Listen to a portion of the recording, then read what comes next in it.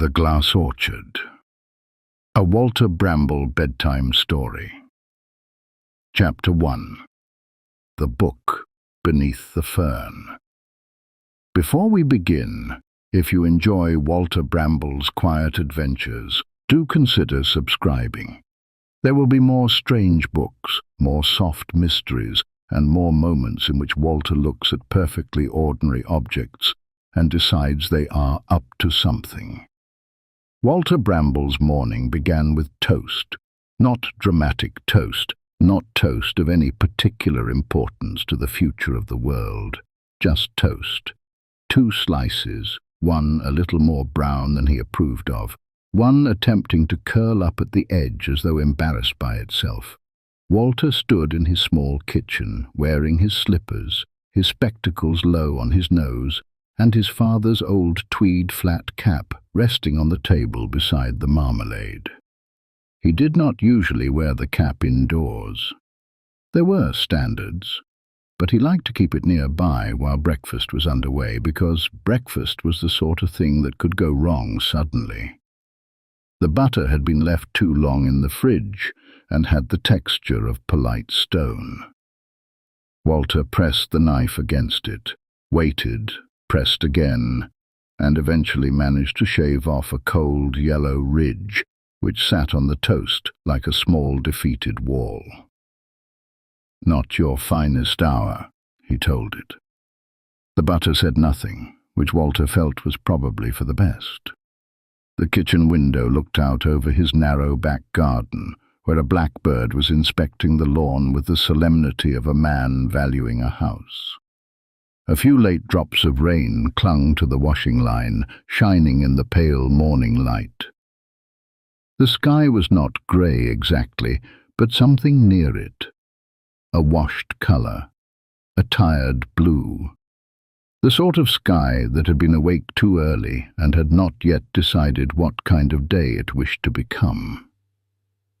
Walter took his breakfast to the small table by the window. Beside his plate lay the notebook. It had once belonged to his wife. The cover was soft brown leather, worn at the corners, with a faint crease down the spine where she had opened it thousands of times. In the first half, her handwriting filled the pages. Neat, slanted, calm. Lines from poems, quotes from novels, odd little observations she had copied from old library notices, forgotten guidebooks, and the margins of books other people had returned with little notes still tucked inside. Walter had taken over the second half after she died. His contributions were not as elegant. There were sketches of door handles, descriptions of clouds, lists of biscuits arranged by structural reliability, and one page entirely devoted to things he mistrusted about automatic hand dryers. He opened the notebook now, as he often did during breakfast, not to write, but simply to see her handwriting. The page he opened to read. "Some places are not visited. They are returned to." Walter let his finger rest beside the sentence. "That's true enough," he said quietly. The blackbird outside tugged a worm from the grass with unnecessary confidence. Walter ate his toast slowly. He did most things slowly now, not because he was frail, but because he had discovered that hurrying made ordinary things less interesting. If you hurried through breakfast, toast was only toast. If you gave it proper attention, it became a small weather system of crumbs, heat, butter, jam, and disappointment. After breakfast he washed his plate, dried it carefully, and stood for a moment listening to the house.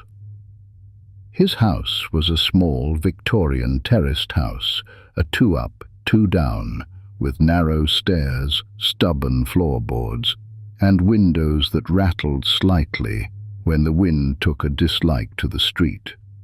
It had belonged to him and his wife for many years. Now it belonged to Walter and his memories. though the kettle, in Walter's opinion, behaved as if it owned the place. He went into the hall and inspected himself in the mirror. The mirror showed him an elderly man with white hair, round spectacles, a warm but slightly suspicious expression, a dark coat, and a scarf with a vintage pattern that reminded him faintly of old railway carriage seats. He adjusted the scarf, then he adjusted the cap. Then he looked at himself again. "Well," he said, "you'll do, marginally." He placed the notebook in his coat pocket, patted it once, and opened the front door. The morning air was damp and cool. The path outside his house was dark with rain, and the little front gate gave its usual squeak when he opened it. Walter had once considered oiling it, but decided against it. A gate, like a person, was entitled to its voice. "Morning," he told it. The gate squeaked again. Quite. The walk to the library took 5 minutes if one walked briskly, 7 if one noticed things, and almost 10 if Walter was in one of his more attentive moods. Today was a noticing day. The pavements were damp, and the rain had darkened the cracks between the paving stones. A snail had made its slow silver signature across one slab. The baker's window was steamed at the corners, and inside, warm loaves sat in rows like well-behaved pillows. A bicycle leaned against the railings outside the chemist. Its front wheel turned sharply, as if it had heard bad news.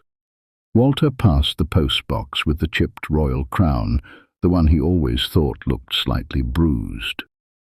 A dog barked behind a garden wall, then apparently thought better of it and stopped. Somewhere nearby someone was hoovering with the windows open, which Walter considered both generous and unnecessary. At the corner, a small boy in a yellow raincoat was kneeling beside a puddle, poking it with a stick. Walter paused. "Any findings?" he asked. The boy looked up seriously. "It's got sky in it." Walter peered down at the puddle. A pale patch of cloud trembled on the surface. "So it has," he said. "Good work. Continue." The boy nodded and returned to his investigations. Walter walked on. At the end of the street stood the library. It was not large. It had never pretended to be. It was built of dark red brick, with pale stone around the windows, and its roof had a slight sag in the middle, the way an old hat sags after years of faithful service. Above the doorway, carved into the stone, were the words, "Public Library." The letters were softened by time and soot and weather. Walter liked that. New signs shouted. Old signs simply remained. He climbed the 3 worn steps and pushed open the heavy wooden door. The library smelled exactly as it should: paper, dust, old polish, damp coats, and the faint metallic scent of radiators warming up. It was a smell Walter trusted more than most official documents. At the desk sat Mrs. Finch. Mrs. Finch was small, precise, and almost impossible to surprise. Her grey hair was pinned into a bun, her cardigan was the colour of weak tea, and her glasses hung from a chain that always seemed to know where it was going. She was stamping a return book with careful, deliberate movements. "Morning, Walter," she said, without looking up. "Morning, Mrs. Finch. The sky is loitering." She looked up now. "Is it?" "Definitely. Not committing to rain, not committing to brightness. Suspicious behaviour. It's June. That explains some things. Not all." Mrs. Finch gave a small smile and placed the stamped book on a trolley. Anything particular today? Walter looked around the library. Possibly, though I won't know until it has found me. That is usually the way of things with you. Walter nodded. I try to be available to the unusual. He moved away from the desk and wandered between the shelves. The morning light entered through the tall windows in long, slanting bars. Dust drifted through it in tiny golden specks. The shelves creaked softly as the old building settled around him. Somewhere in the children's corner, a clock ticked in an uneven rhythm, as if it were walking with a limp. Walter ran his fingers along the spines of travel books, gardening manuals, histories of forgotten trades, and novels whose titles promised murders in places where the tea was almost certainly overbrewed. He did not hurry. A library, he believed, should never be approached with the manner of a man trying to catch a bus. Near the local history shelves, he stopped to look at a display of old photographs. The library as it had been 50 years ago, the main street before the traffic lights. A group of school children standing in 2 neat rows, their expressions suggesting that childhood had once involved a great deal more wool. Walter leaned closer. In one photograph he spotted the library desk. A younger librarian stood behind it, her head turned away from the camera. Beside her was a vase of flowers and a pile of books tied with string. He thought of his wife then, not sharply but warmly. She had loved the library in all its moods. On wet days, when the windows blurred with rain. On hot days, when the air between the shelves grew sleepy. On winter afternoons, when people came in not only for books, but for light and warmth, and the comfort of being somewhere that asked very little of them. She had once told Walter that libraries were not buildings full of books. They are buildings full of possible exits, she had said. Walter had asked, exits from what? She had smiled. Depends who's asking. That had been her way. She could make a small sentence feel like a door left ajar. He moved on. At the far end of the building was the quietest corner. There stood a large fern in a chipped ceramic pot. The fern had been there for as long as Walter could remember, and it had never once looked innocent. Its fronds drooped over the pot in long green fingers, and whenever Walter passed it, he had the distinct impression it had recently hidden evidence. Today, beneath the lowest frond, something glimmered. Walter stopped. The fern, naturally, said nothing. "Well now," he murmured, "what have you been keeping from us?" He bent carefully. His knees made a small sound, not quite a crack, more a brief internal remark. Tucked behind the pot, half hidden in shadow, was a book. It was small, no larger than a pocket diary, and bound in a green material that did not look like cloth or leather. It looked like glass pretending to be both. Walter picked it up. The cover was cool. Not cold exactly, but cool in the way a window is cool when you touch it at night. Its surface caught the light and held it for a moment before letting it go. There was no title. Then Walter tilted it slightly. Words appeared, faint and silver. The Glass Orchard. Walter lifted his eyebrows. Not shelved under horticulture, I suspect. He glanced towards the desk. Mrs. Finch was helping a young woman find photocopying instructions which were apparently causing distress at a spiritual level. Walter opened the book. The first page was blank. The second page was blank. The third page contained a single sentence in handwriting so fine It looked scratched by a needle. Enter only if you are willing to remember what remembers you. Walter stood very still. The library seemed to listen. He could hear the radiator ticking, the turning of a page somewhere behind him. Mrs. Finch saying, "Press the green button, dear, not that one." A distant car passing outside on wet road. Walter looked down at the sentence again. "Well," he said quietly, "that's rather direct." The page brightened.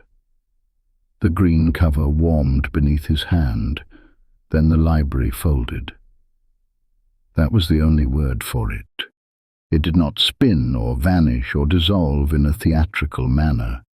It simply folded inward, shelf over shelf, window over window, sound over sound, until Walter felt as though he were standing inside the crease of an enormous map. Then the map opened. Walter found himself beneath trees made of glass.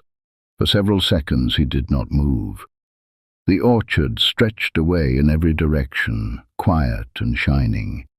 The trees had transparent trunks, some clear as water, others faintly blue or amber or smoky grey.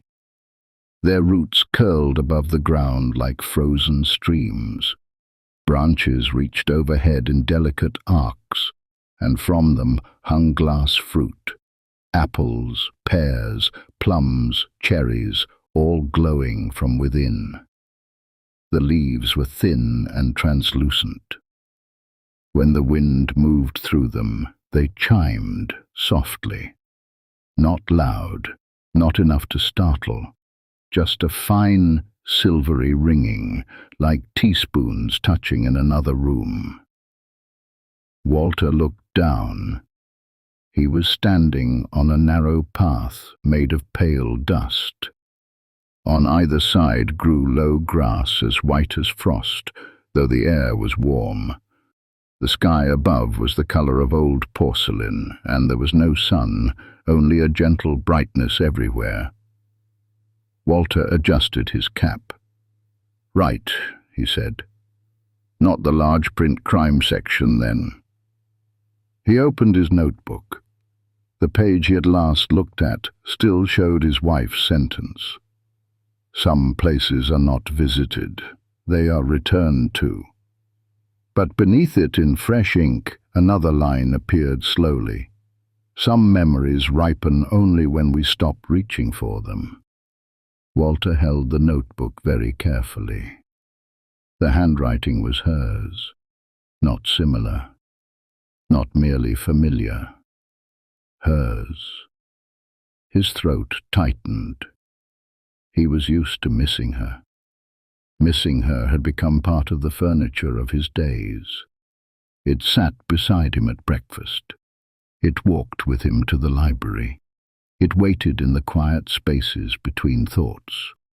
But seeing new words in her handwriting was different. It was like hearing a footstep in a house he had believed empty. He traced the line without touching it. "Well," he whispered, "that's something." A sound came from farther down the path. A delicate crack. Walter looked up. One of the glass apples hanging from a nearby branch had split from top to bottom. Light leaked from within it. Then it fell, struck the ground, and broke into bright pieces. Walter winced. From between the trees came a child. She was perhaps 10 years old, though there was something ageless in her face. She wore a silver coat too large for her, with sleeves rolled back at the wrists, and carried a shallow basket full of broken glass fruit. Her hair was black and straight and cut just below her chin. Her eyes were pale grey.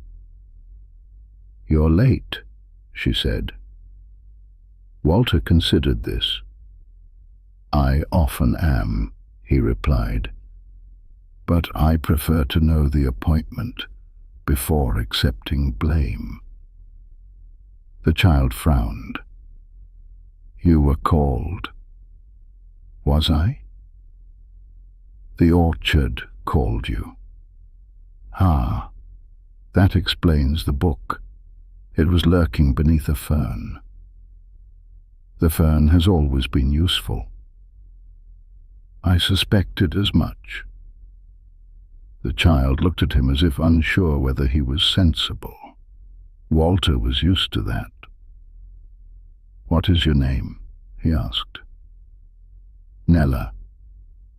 "Walter Bramble." "I know." "Yes," said Walter. "That does seem to be happening rather often lately." Nella turned and began walking along the path. Walter followed. He had learned, over the course of several unusual library-related incidents, that when a mysterious child in a silver coat appeared in a magical place, it was generally best to keep up. They walked beneath branches heavy with glass fruit. As Walter passed, he saw movement inside each one. One apple contained a tiny kitchen where a woman kneaded dough in the early morning. A pear held an image of two boys racing sticks down a stream. A plum showed an old man cleaning his spectacles beside a hospital bed. A cluster of cherries contained fragments. A yellow door, a red scarf, rain on a window, someone laughing. "These are memories?" Walter asked. Nella nodded.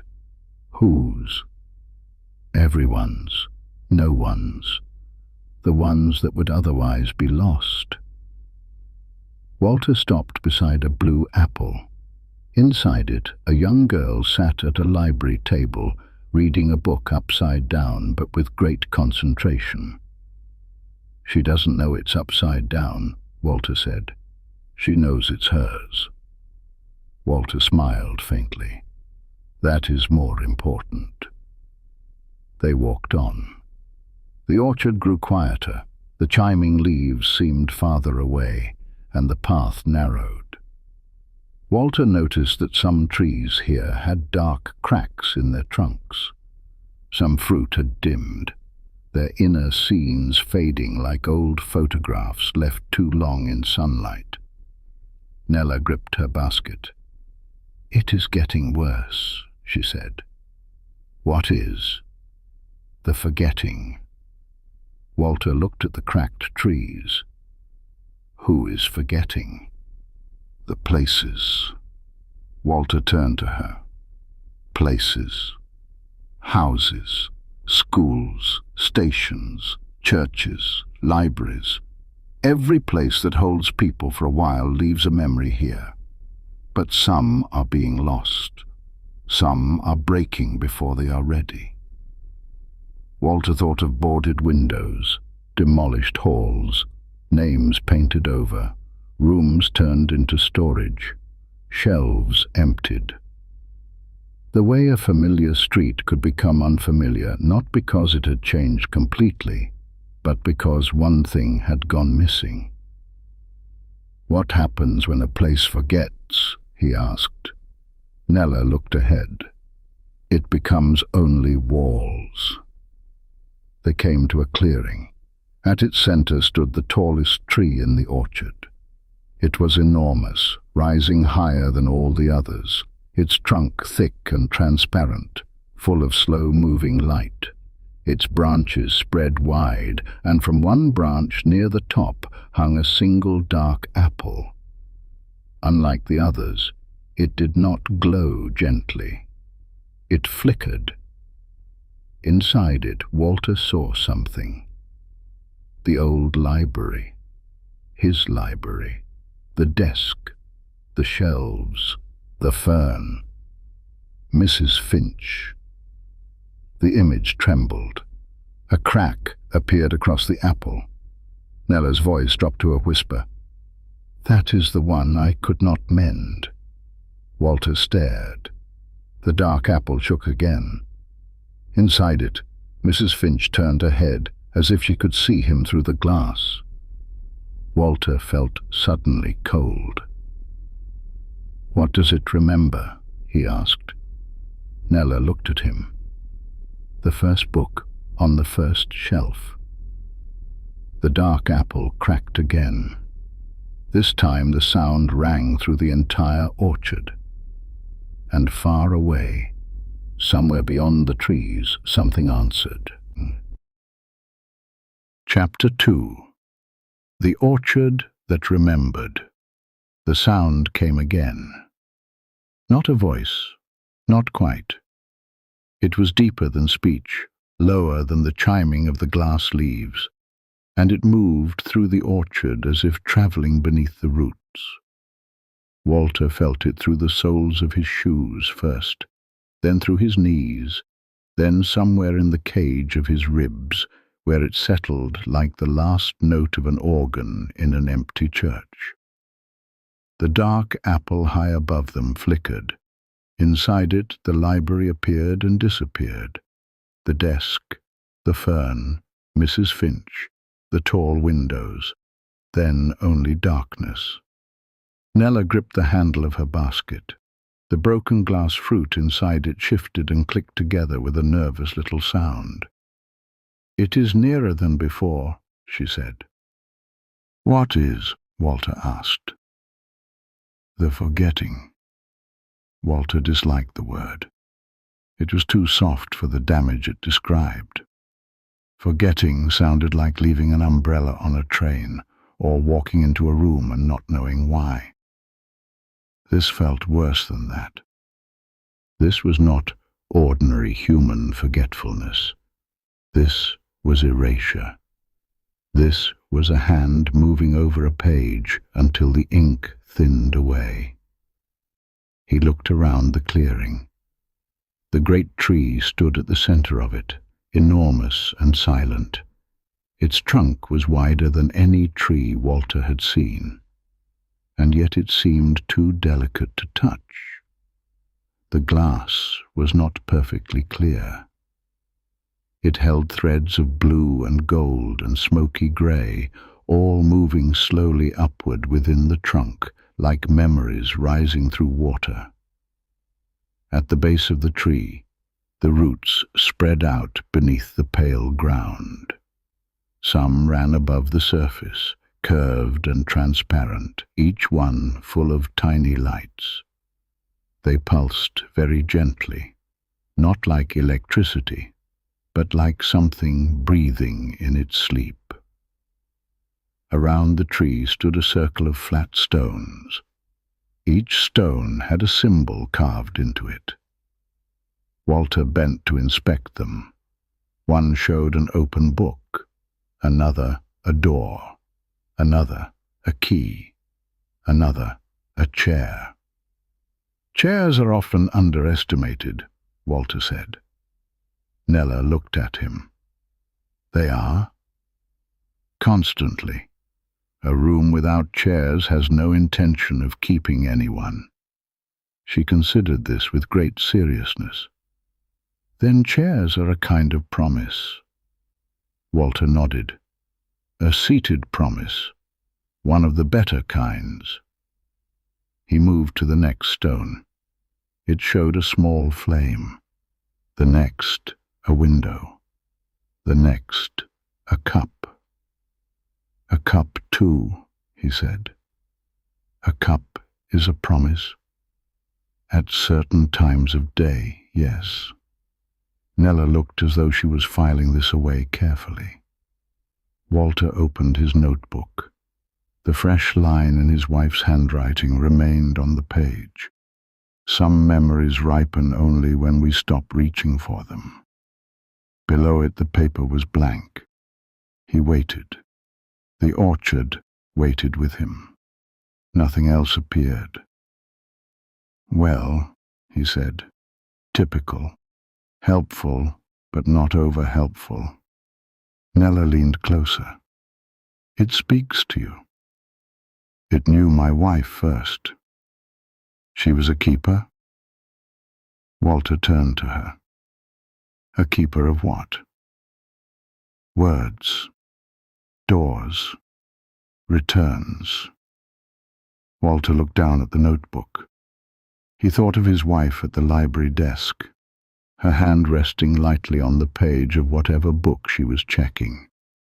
She had possessed a gift Walter had never fully understood. She knew which book to give to a person, not simply the book they asked for, the book they needed. A child who said he wanted dinosaurs, but really wanted courage. A young woman who asked for cookbooks but needed somewhere to sit where no one would ask her questions. An old man who took out the same naval history book every fortnight because it reminded him of the brother he no longer spoke about. His wife had never announced any of this. She did not make speeches about kindness. She simply slid the right book across the desk and said, "Try this one." And more often than not, they did. She was a librarian, Walter said. Nella nodded as though that answered everything. Then yes. The wind moved through the orchard. Hundreds of glass leaves trembled above them. Their notes ran together in a silver shiver, high and fine, and almost too beautiful to be comfortable. Walter listened until the sound faded. Then Nella stepped towards the great tree. "There is a way up," she said, "but the tree only opens if it recognizes what you bring." Walter patted his pockets. "I have a handkerchief, 2 humbugs, a pencil, and a small screw I found last Tuesday, and have been meaning to identify." Nella looked doubtful. Walter removed the screw and held it up between finger and thumb. "Could be essential. One never knows. The tree will want memory." Ah. That was more difficult. Walter looked at the transparent trunk. The dark apple hung far above, its cracks flashing faintly. He stepped closer and placed one hand against the glass bark. It was smooth, but not flat. Tiny ridges ran beneath his palm, rings and whorls and faint lines like fingerprints. The tree was warm in some places and cool in others. "What sort of memory?" he asked. "One that belongs to the library," said Nella. Walter closed his eyes. At first he saw the library as it had been that very morning. Mrs. Finch at the desk, the damp smell of coats, the fern, the bookshelves with their uneven shoulders, the quiet corner where someone had once left a blue glove behind a radiator, and it had remained there for 3 weeks, becoming somehow more mysterious each day. Then another memory surfaced. His wife. Years ago. A wet autumn afternoon. The library windows were blurred with rain, and the floor near the entrance was dotted with dark marks from people's shoes. Walter had arrived early to walk her home. He remembered standing near the travel section, pretending to study a guidebook about Switzerland while actually watching her work. A little boy stood at the desk. He was perhaps 7, with a red face and wet eyelashes. In his hands he held a library book with a torn cover. The spine had split, and several pages were sticking out at odd angles. "I broke it," the boy said. His voice had that hard edge children use when they are trying not to cry. Walter's wife had taken the book gently. "Books are tougher than they look," she said. "I'll be banned." "Good heavens, no. We only ban people for eating yogurt in the reference section."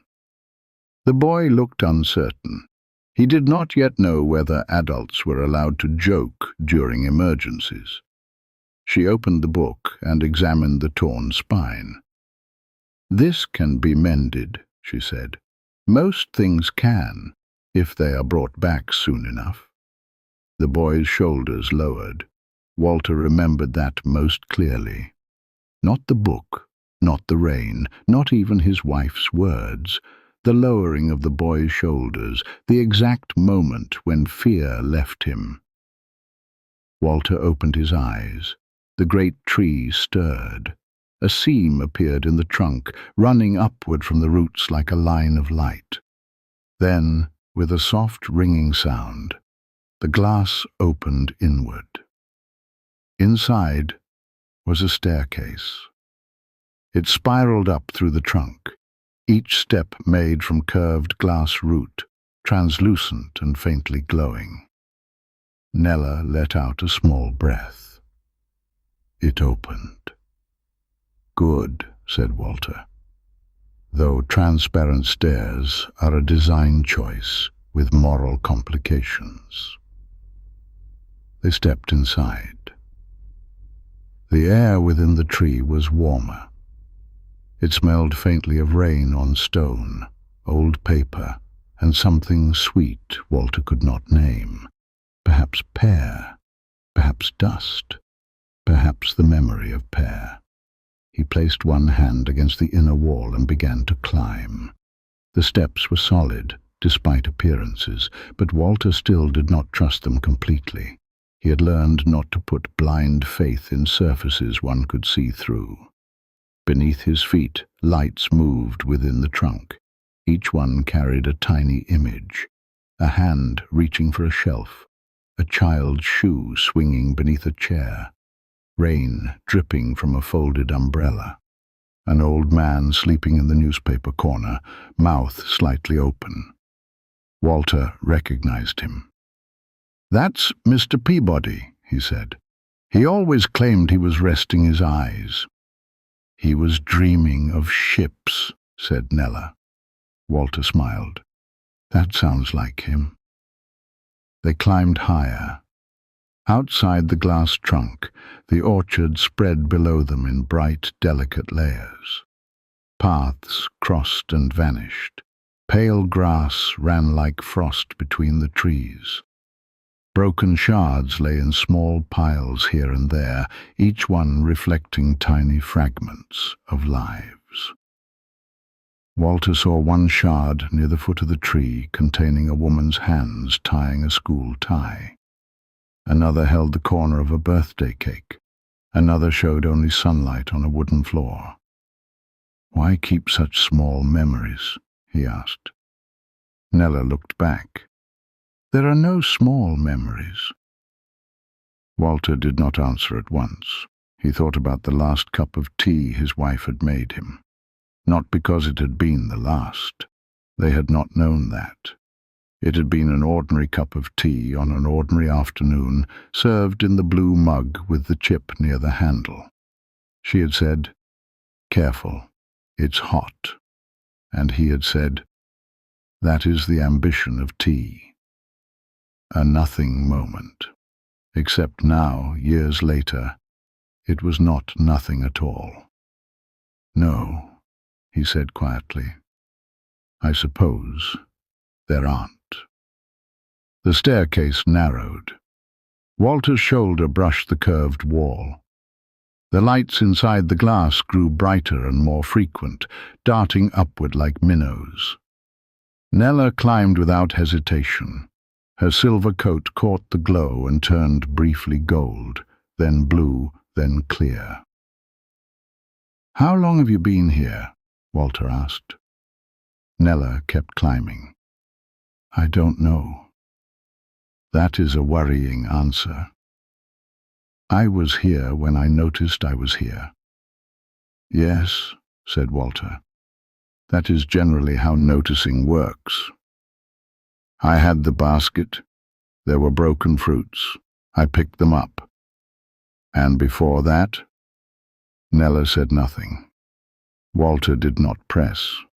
He knew what it was to have rooms in the mind one did not enter too quickly. At last, the staircase opened onto a landing formed from a broad glass branch. They stepped out carefully. Several narrower branches stretched from it, each bearing glowing fruit. From this height, Walter could see the orchard's true shape. It was not arranged like an ordinary orchard at all. Its paths curved in circles and spirals, looping back on themselves.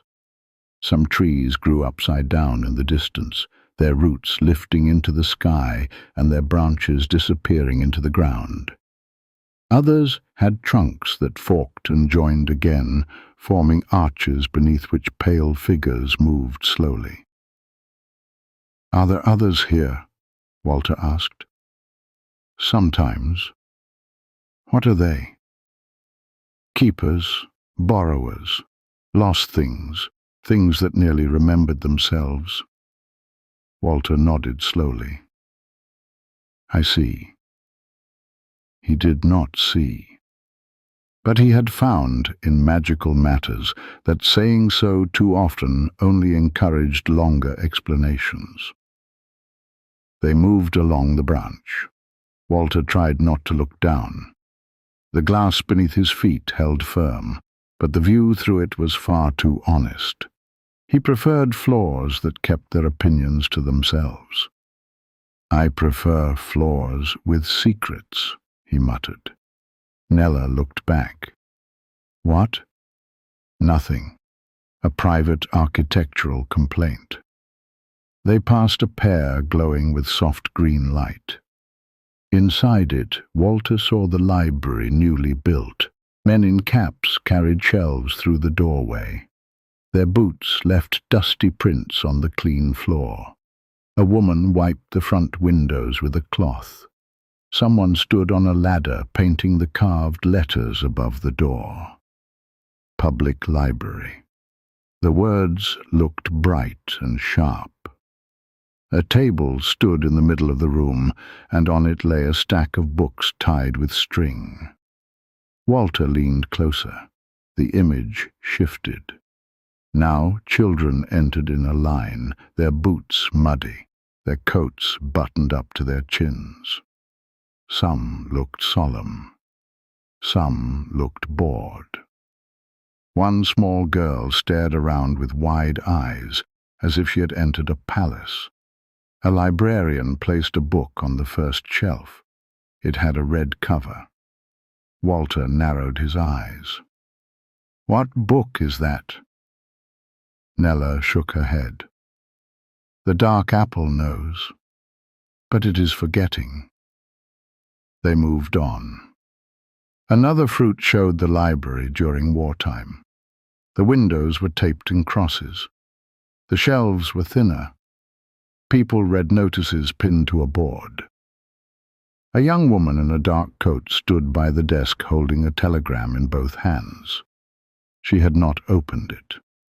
Another fruit showed a winter evening. Snow pressed against the windows. A man warmed his hands by the radiator. A child slept with her head on a picture book, one hand still resting on a painted bear. Another showed the summer reading club many years later, paper stars hanging from string, children crowding around a table, Mrs. Finch, much younger, and trying unsuccessfully to stop someone from drawing a dragon on the sign-up sheet. Walter smiled. Libraries survive a surprising amount of dragon-related behavior. They continued. The next apple was amber. Inside it, Walter saw himself, younger. He stood at the library entrance beside his wife on the day after they moved into town. He remembered the brown coat he had been wearing. He had never liked that coat, too heavy in the shoulders and oddly narrow at the elbows, as though designed for a thoughtful heron. His wife had teased him about it. "It makes you look like a parcel waiting to be collected," she had said. Inside the fruit, younger Walter looked around the library uncertainly. His wife touched his sleeve and pointed towards the poetry shelves. The memory had no sound, but Walter knew exactly what she had said. "Come on. Let's see what sort of place this is." Walter's eyes blurred slightly. Nella waited in silence. He took out his handkerchief, unfolded it, refolded it, and put it away unused. "She always knew places quicker than I did," he said. "That is why the book came to you," said Nella. "Because of her? Because of what she left with you?" Walter looked down at the notebook. The blank space beneath her earlier sentence began to darken. Words formed slowly. Again, her handwriting. "Do not save the memory. Remember the reason." Walter read it 3 times. Simple sentence, troublesome sentence. "Do not save the memory," he murmured. "Remember the reason." Nella frowned. "What does it mean?" "I don't know yet." "But you will?" Walter looked up at the dark apple hanging above them. "I suspect I'm expected to." They climbed another branch. The air grew colder. The fruit here was dimmer. Some hung cracked open and empty. Others contained images so faint that Walter could barely make them out. A bench outside the library, a notice board. A woman returning the same romance novel 6 times and pretending each time she had not read it before.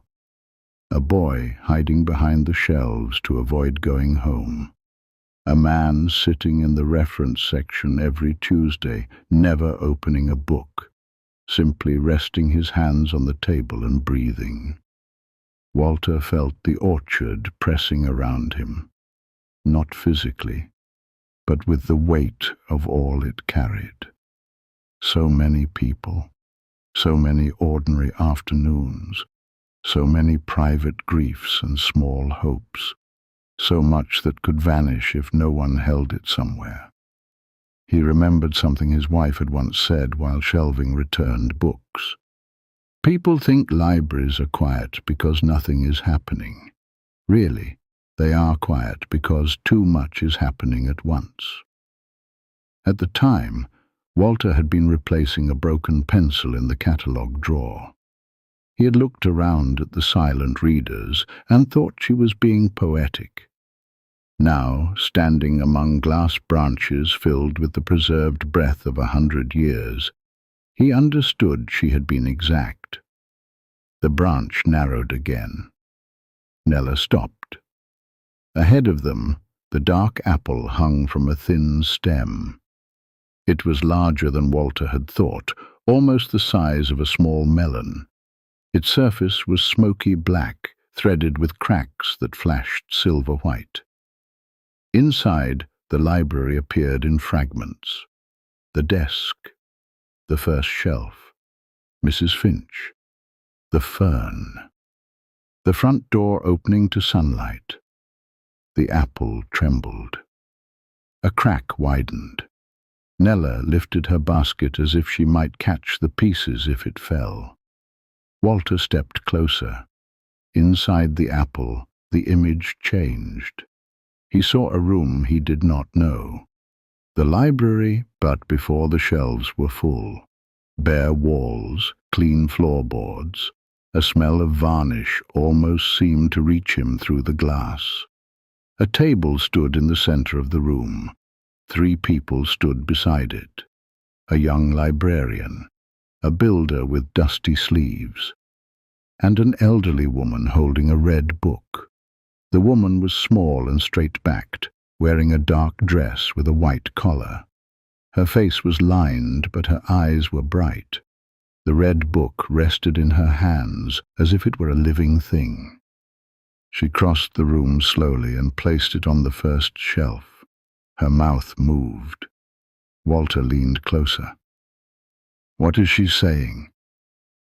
The apple flickered. The old woman's face blurred.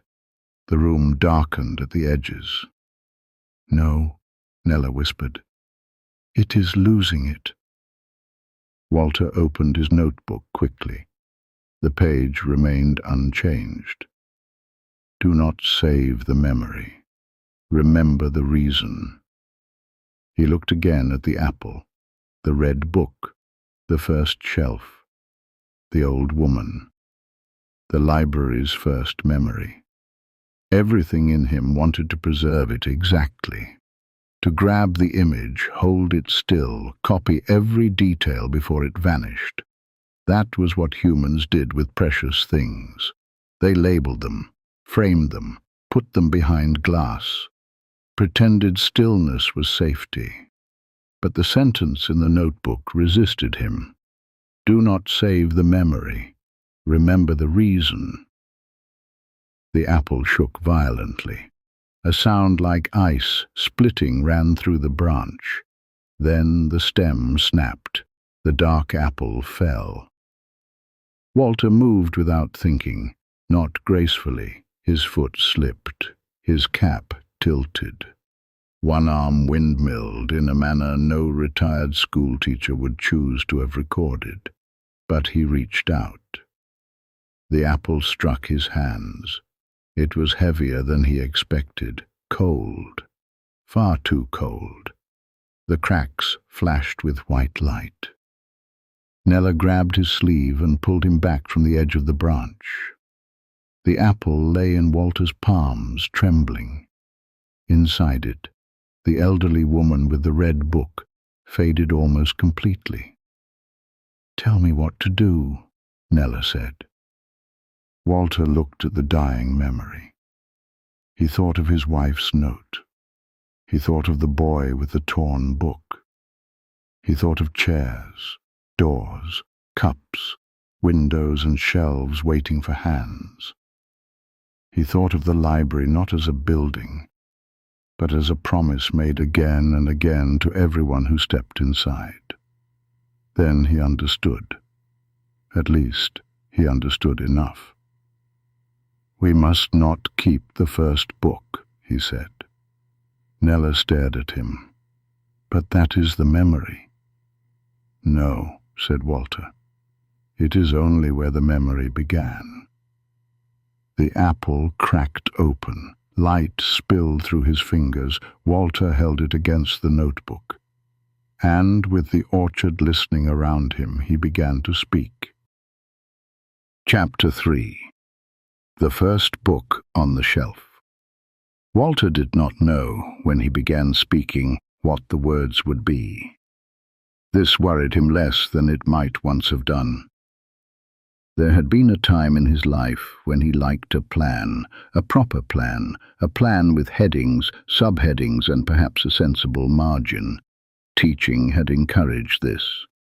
Children, Walter had discovered, could detect uncertainty the way dogs detect sausages, but age had taught him something different. Sometimes the words arrive only after you have already opened your mouth. So he stood on the high glass branch, holding the cracked dark apple against his wife's old notebook, and began. "The first book on the first shelf matters," he said. "Of course it does. Beginnings usually do. But a library is not built for its first book." The apple shivered. Nella stood beside him, clutching the empty basket. Below them the orchard had grown still. Every glass tree seemed to be listening.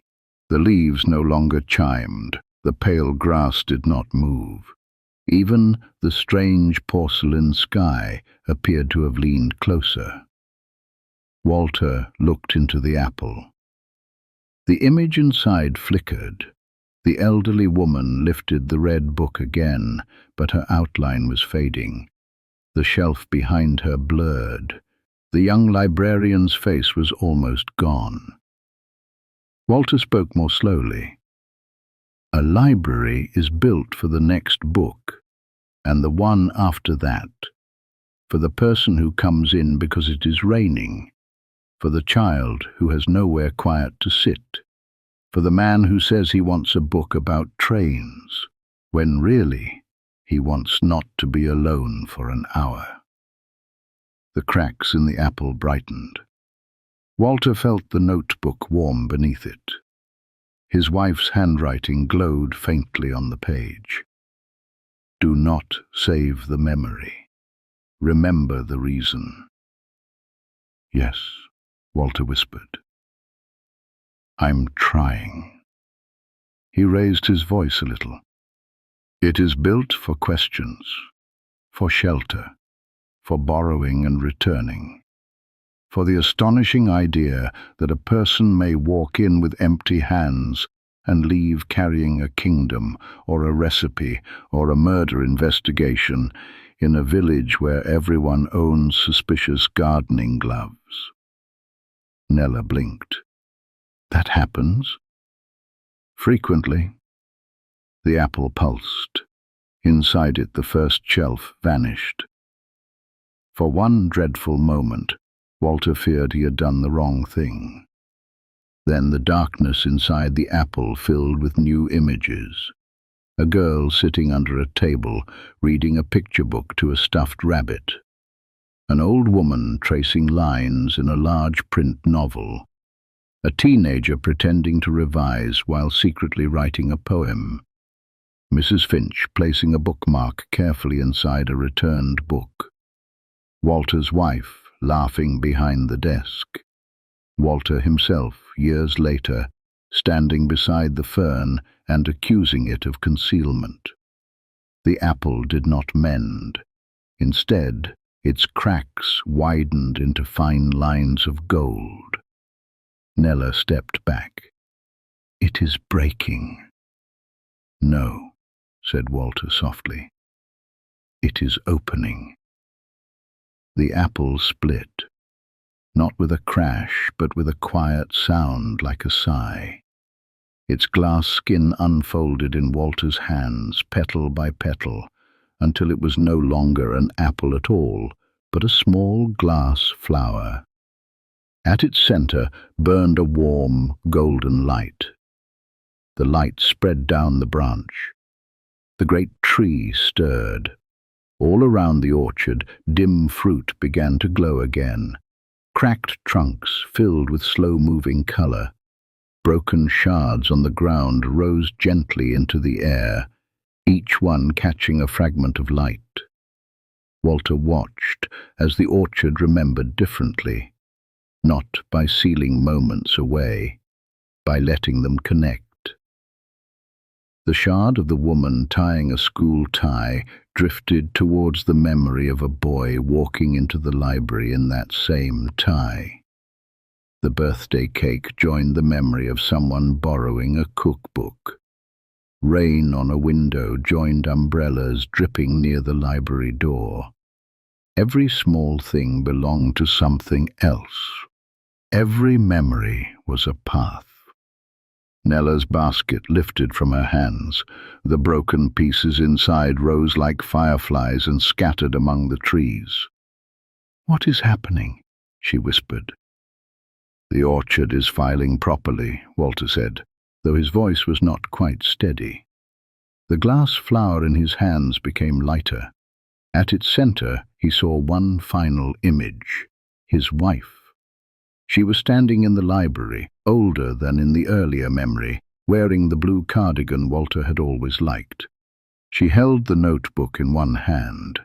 With the other she touched the spine of a book on the shelf. This time there was sound, not much, only her voice, gentle and amused. "You see, Walter, it was never about keeping everything. It was about knowing what to carry home." Walter closed his eyes. For a moment, he was not in the orchard. He was back in their kitchen. Rain at the window, tea in the blue mug, her hand on the table.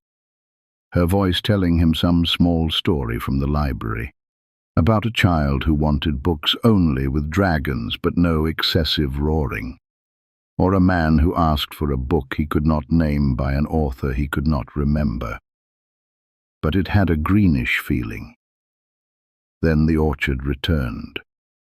Walter opened his eyes. The image of his wife faded, but not painfully. It faded the way a candle fades after lighting another. The glass flower lifted from his hands and floated upward. It returned to the branch where the dark apple had hung. There it settled, growing larger until it became a clear golden fruit. Inside it, the library no longer flickered. It glowed steadily. Nella let out a breath. "You saved it." Walter shook his head. "No. We let it remember itself." "That sounds like saving." "Possibly, but with better manners." The child smiled. It changed her whole face.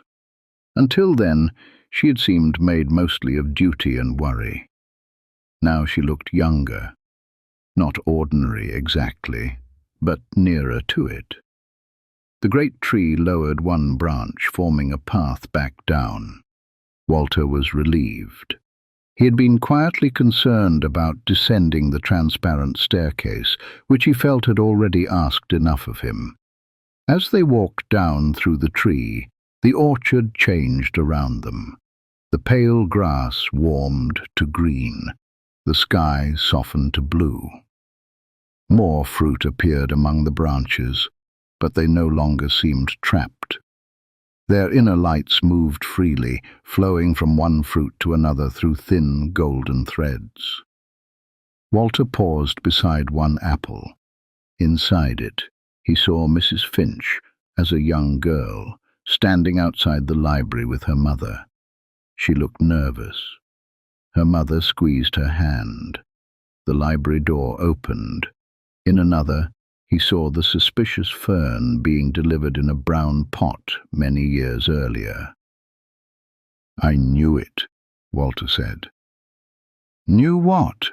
asked Nella. "That fern has history." At the foot of the great tree they returned to the circle of stones. The symbols had changed. The open book remained. So did the door, the key, and the chair. But now there was another symbol carved into the nearest stone. A path. Walter touched it. The stone was warm. Nella stood beside him, no longer holding the basket.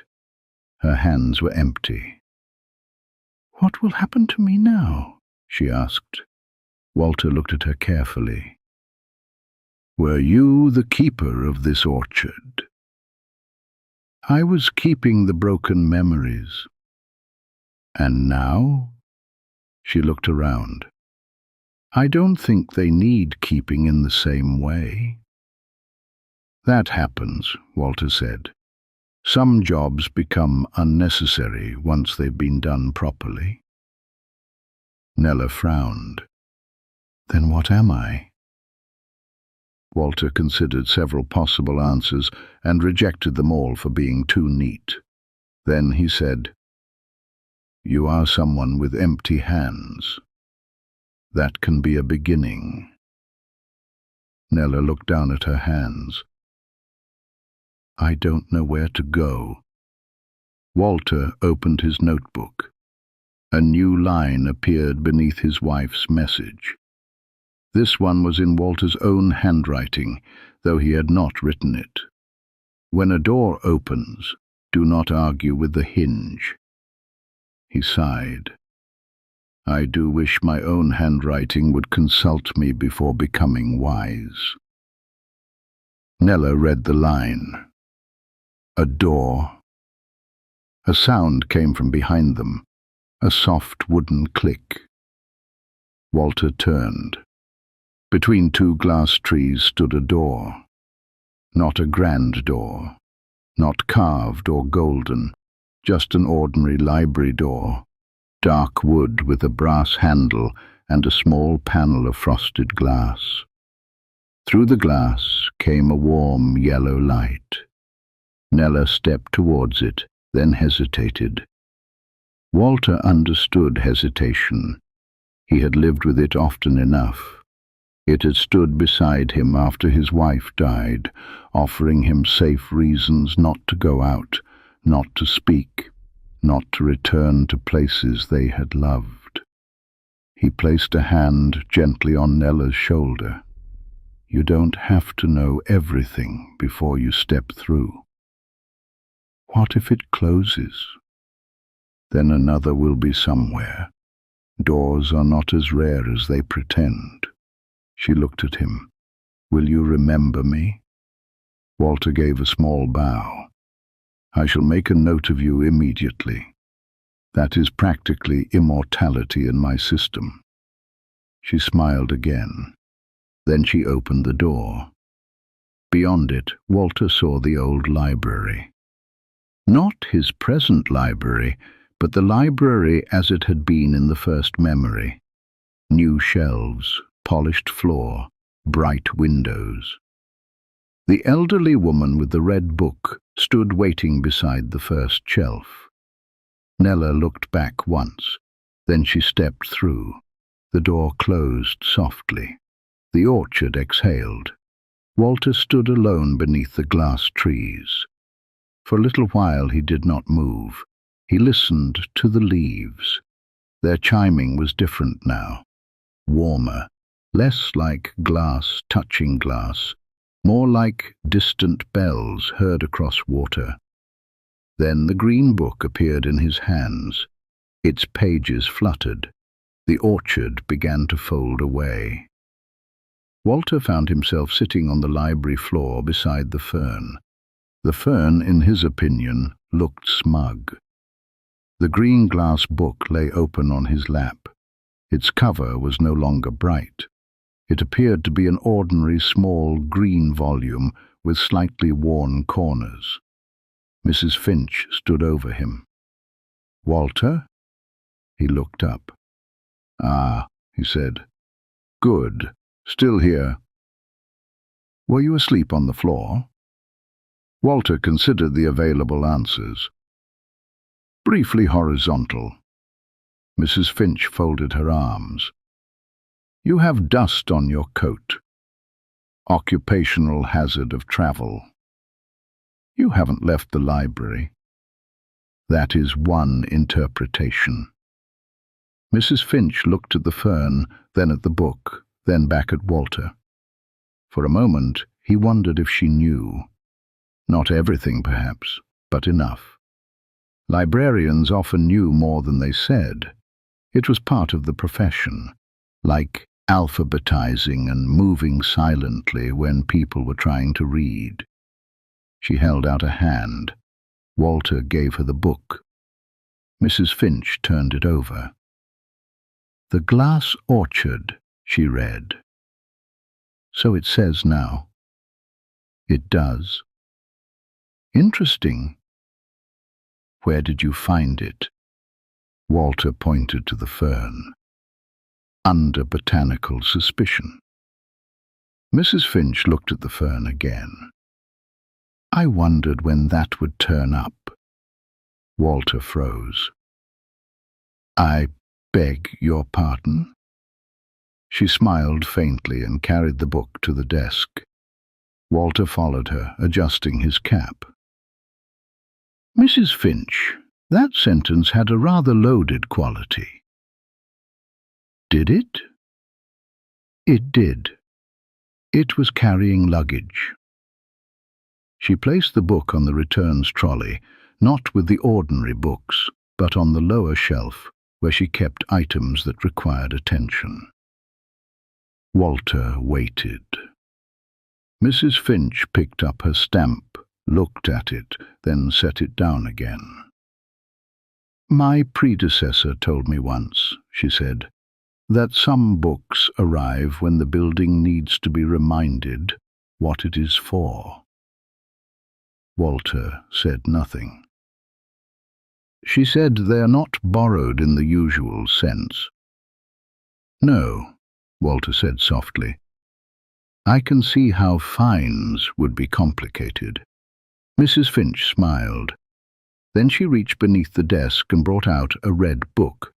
It was old, cloth-bound, with faded gold lettering on the spine.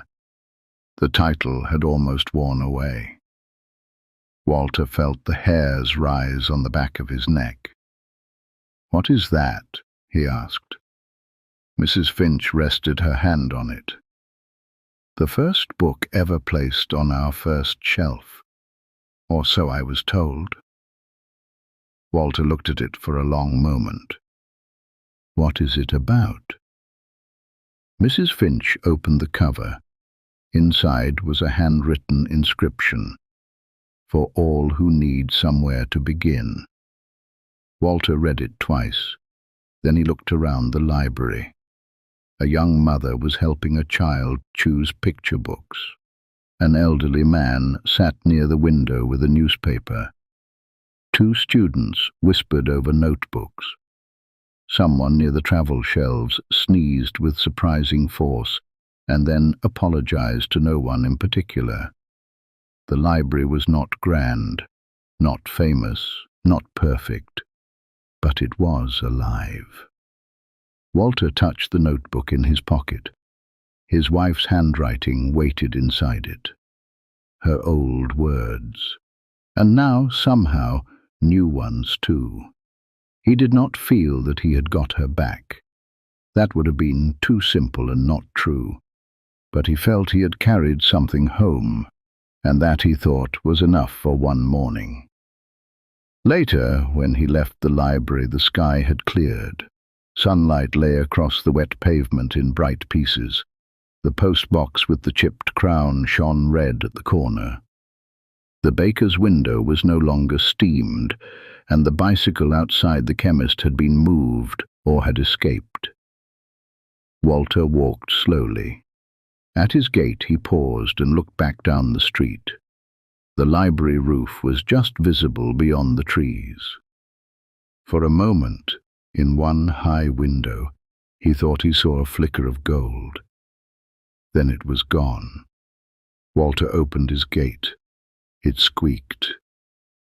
"Yes," he told it. "I missed you too."